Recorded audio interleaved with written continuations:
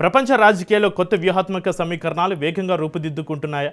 Turkey ప్రత్యర్థిగా ఉన్న గ్రీస్కు భారత్ తన అత్యాధునిక మిస్సైళ్లను ఇవ్వబోతోందా? ముఖ్యంగా పాకిస్తాన్కు బహిరంగ మద్దతు ఇస్తూ కాశ్మీర్ అంశంపైన పదే పదే భారత్ను టార్గెట్ చేస్తున్న టర్కీ అధ్యక్షుడు రెసిప్ తయ్యిప్ ఎర్డోగన్ ఇప్పుడు భారత్ గ్రీసు పెరుగుతున్న రక్షణ ఒప్పందంపైన అసహనం వ్యక్తం చేస్తున్నారు. భారత్ నిప్పుతో చెలగాటం ఆడుతుంది అంటూ టర్కీ మీడియా హెచ్చరికల వెనక అసలు కథ ఏమిటి? నిజంగానే ఇస్తాంబుల్కు ముప్పుగా మారే భారత మిస్సైళ్లు గ్రీస్కు వెళ్తున్నాయా, లేక ఇది సోషల్ మీడియా అతిశయోక్తి మాత్రమేనా? అదే సమయంలో ప్రధాని నరేంద్ర మోడీ ఎందుకు గ్రీస్ తోటి వ్యూహాత్మక భాగస్వామ్యాన్ని అసాధారణ స్థాయికి తీసుకెళ్తున్నారు? టర్కీ పాకిస్తాన్ అంశానికి కౌంటర్గా మోడీ కొత్త జియో పొలిటికల్ చదరంగం ఆడుతున్నారా? అసలు వాస్తవాలు ఏమిటి? Let's watch the story. ప్రస్తుతం అంతర్జాతీయ రక్షణ రంగ చర్చల్లో, సోషల్ మీడియా వేదికల్లో, భౌగోళిక రాజకీయ విశ్లేషణల్లో వేగంగా వైరల్ అవుతున్న ఒక అంశం ప్రపంచ దృష్టిని ఆకర్షిస్తోంది.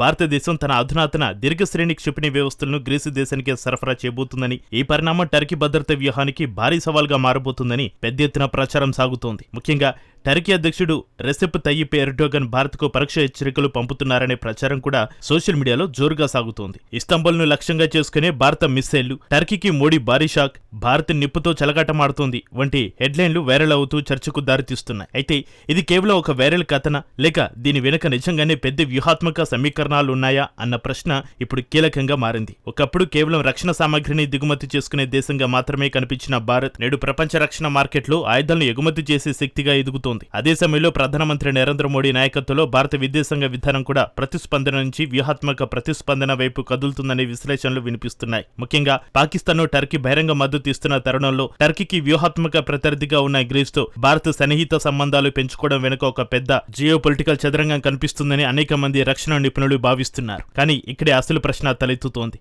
నిజంగానే భారత్ గ్రీస్కు దీర్ఘశ్రేణి క్రూజింగ్ క్షిపణులు ఇస్తుందా, లేక సోషల్ మీడియా అతిశయోక్తి మరోసారి వాస్తవాలను మించి పరిగెత్తిస్తోందా? ఈ మొత్తం కథను అర్థం చేసుకోవాలంటే ముందు వాస్తవాలను పరిశీలించాలి. తర్వాత టర్కీ పాకిస్తాన్ బంధాన్ని అర్థం చేసుకోవాలి. చివరిగా ప్రధాని నరేంద్ర మోడీ అనుసరిస్తున్న వ్యూహాత్మక దౌత్యాన్ని లోతుగా విశ్లేషించాల్సి ఉంటుంది. ఎందుకంటే ఇది కేవలం మిస్సైల కథ కాదు, మారుతున్న ప్రపంచ రాజకీయాల్లో భారత్ తన శత్రువులకు ఎలా సమాధానం ఇస్తుంది అనే పెద్ద కథ కూడా.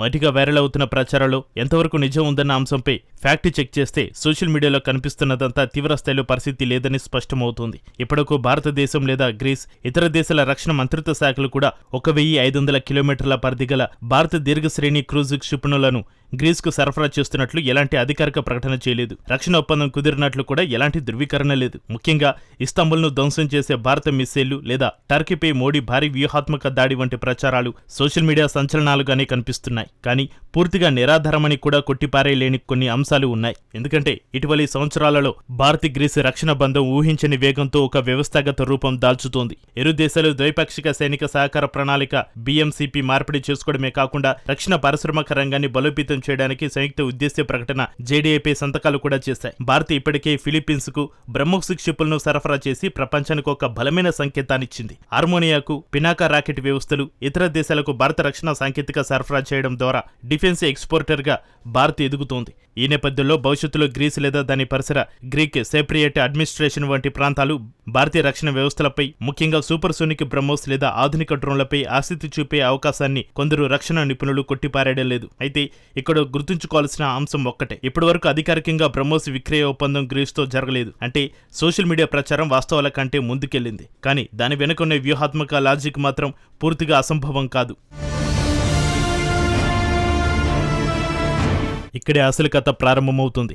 భారత్ గ్రీస్ రక్షణ బంధం ఎందుకు బలపడుతోంది అన్న ప్రశ్నకు సమాధానం వెతికితే ప్రధాని నరేంద్ర మోడీ అనుసరిస్తున్న విదేశాంగ వ్యూహం స్పష్టంగా కనిపిస్తోంది. అంతర్జాతీయ వేదికలపై, ముఖ్యంగా ఐక్యరాజ్య సమితిలో టర్కీ అధ్యక్షుడు రెసిప్ తయ్యిప్ ఎర్డోగన్ తరచుగా కాశ్మీర్ అంశాన్ని లేవనెత్తుతూ పాకిస్తాన్కు బహిరంగ మద్దతు ఇస్తూ వచ్చారు. కేవలం రాజకీయ మద్దతే కాదు, పాకిస్తాన్కు డ్రోన్లు, యుద్ధ నౌకలు, రక్షణ సాంకేతిక సహకారం అందించడం ద్వారా భారత్కు పరోక్ష భద్రతా సవాలు విసురుతున్నారనే అభిప్రాయం భారత వ్యూహాత్మక వర్గాల్లో బలపడింది. ఇక్కడే మోడీ ప్రభుత్వం ఒక కొత్త తరహా మిర్రర్ డిప్లొమసీ లేదా సమాన వ్యూహాత్మక ప్రతిస్పందన విధానాన్ని అమలు చేస్తుందని విశ్లేషకులు భావిస్తున్నారు. అంటే మీరు మా సరిహద్దు అంశాల్లో జోక్యం చేసుకుంటే మేము కూడా మీ భౌగోళిక ప్రాంతాల వ్యూహాత్మక భాగస్వామ్యాలను బలోపేతం చేస్తాము అనే స్పష్టమైన సందేశాన్ని భారత్ ఇస్తుందని అంటున్నారు. టర్కీతో సుదీర్ఘ సముద్ర వివాదాలు ఉన్న గ్రీసు దేశానికి దగ్గరవడం కూడా ఇదే వ్యూహంలో భాగంగా చాలా మంది చూస్తున్నారు. ఈ వ్యూహంలో భాగంగానే ప్రధాని మోడీ ఎథెన్స్ సందర్శించి ద్వైపాక్షిక సంబంధాల్ని వ్యూహాత్మక భాగస్వామ్యం స్థాయికి తీసుకెళ్లారు. గ్రీసు దేశపు రక్షణ సంస్కరణల ప్రణాళిక ఎజెండా 2030ను భారత ఆత్మ నిర్భర్ భారత్ కార్యక్రమంతో అనుసంధానించడం మోడీ భౌగోళిక వ్యూహానికి ఒక అద్భుత నిదర్శనం. ఒకప్పుడు కేవలం రక్షణ పరికరాలు కొనుగోలు చేసే దేశంగా ఉన్న భారత్ ఇప్పుడు ప్రపంచానికి ఆయుధాలు విక్రయించే శక్తిగా మారడం వెనుక మోడీ ప్రభుత్వ గట్టి సంకల్పం ఉంది. ఈ పరిణామం వెనుక ప్రధాని మోడీ నిర్మిస్తున్న సుదూర వ్యూహాత్మక రోడ్ మ్యాప్ కేవలం ఒక రక్షణ ఒప్పందానికి పరిమితం కాలేదు. గ్రీసును భారతదేశానికి ఒక గేట్వే టు యూరోప్ గా మార్చేయాలనేది మోడీ అంతర్జాతీయ దౌత్య ప్రణాళిక. చైనాకు చెందిన బెల్ట్ అండ్ రోడ్ ఇనిషియేటివ్ కు అలాగే పాకిస్తాన్ టర్కీ ఆర్థిక ప్రభావానికి ప్రత్యామ్నాయంగా మోడీ ప్రతిష్టాత్మకంగా ముందుకు తీసుకొచ్చిన India middle east Europe economic corridor లో గ్రీసు కీలక భాగస్వామిగా మారింది. గ్రీసు ప్రధాని కిరియాకోస్ మిత్సోటాకిస్ తో నిరంతర సంప్రదాయాలు కొనసాగిస్తూ అటు పశ్చిమాసియా ఉధృత పరిస్థితులను అధిగమిస్తూ ఇటు సరిహద్దు ఉగ్రవాదానికి వ్యతిరేకంగా ఉమ్మడి పోరాటానికి మోడీ గ్రీసును ఒప్పించగలిగారు. టర్కీ మరియు పాకిస్తాన్లు కలిసి భారత వ్యూహాత్మక ప్రయోజనాలను దెబ్బతీయాలని చూస్తే మధ్యధరా సముద్రంలో గ్రీసుకు రక్షణ తోడ్పాటు, సైనిక సంయుక్త శిక్షణ, నావికాదళ నిఘా సమాచార మార్పిడిని పెంచడం ద్వారా వారి వెనుక భాగంలోనే మోడీ ఒక బలమైన వ్యూహాత్మక పట్టు సాధించారనే విశ్లేషణలు వినిపిస్తున్నాయి. మొత్తం మీద చూస్తే సోషల్ మీడియాలో ప్రచారం జరుగుతున్నట్టుగా రేపే ఇస్తాంబుల్ ను లక్ష్యంగా చేసుకునే భారత మిస్సైళ్లు గ్రీసుకు వెళ్తున్నాయనడం అతిశయోక్తి కావచ్చు. కానీ అదే సమయంలో భారత గ్రీసు రక్షణ ఒప్పందం బలపడ్డం అనేది టర్కీకి అసౌకర్యంగా మారే అంశమేనని చెప్పవచ్చు. ముఖ్యంగా రెసిప్ తయ్యిప్ ఎర్డోగన్ పాకిస్తాన్కు ఇస్తున్న బహిరంగ మద్దతు, కాశ్మీర్ అంశంపై జోక్యం, వ్యూహాత్మకంగా భారత్కు సవాలు విసురుతున్న పరిస్థితుల్లో న్యూఢిల్లీ కూడా తన దౌత్య సమీకరణాలను కొత్త దిశగా మలుస్తుందనే సంకేతాలు కనిపిస్తున్నాయి. ప్రధానమంత్రి నరేంద్ర మోడీ నాయకత్వంలో భారత్ ఇప్పుడు కేవలం రక్షణ కొనుగోలుదారు కాదు,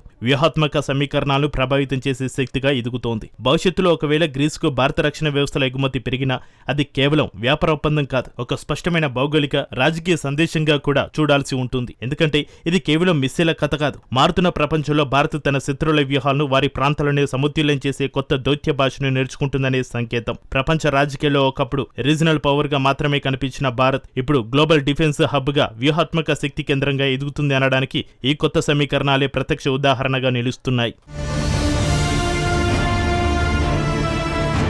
సోషల్ మీడియాలో ప్రచారం జరుగుతున్నట్టుగా రేపే గ్రీస్కు భారత మిస్సైళ్లు వెళ్లి ఇస్తాంబుల్ను టార్గెట్ చేస్తాయనడం అతిశయోక్తి కావచ్చు. కానీ ఒక విషయం మాత్రం స్పష్టంగా కనిపిస్తోంది. ప్రపంచ రాజకీయాల్లో భారత్ ఒక పాత భారతదేశం కాదు. పాకిస్తాన్కు మద్దతిస్తూ కాశ్మీర్ అంశంపై జోక్యం చేసుకుంటున్న రెసిప్ తయ్యిప్ ఎర్డోగన్ నేతృత్వంలోని టర్కీకి వ్యూహాత్మకంగా సమాధానం చెప్పే స్థాయికి భారత్ ఎదుగుతోంది. గ్రీస్తో పెరుగుతున్న రక్షణ బంధం, మధ్యధరా సముద్రంలో పెరుగుతున్న దౌత్య పట్టు, ఇండియా ఫస్ట్ విదేశాంగ విధానంతో ప్రధాని నరేంద్ర మోడీ ప్రపంచ శక్తి సమీకరణాల్లో భారత్కు కొత్త స్థానం తీసుకొస్తున్నారనే సంకేతాలు కనిపిస్తున్నాయి. ఇది కేవలం మిస్సైల కథ కాదు, ప్రపంచం మారుతున్న వేళ తన శత్రువుల వ్యూహాలకు వారి భౌగోళిక ప్రాంతాలనే సమాధానం చెప్పగలిగే స్థాయికి భారత్ ఎదుగుతుందనే పెద్ద సంకేతం కూడా.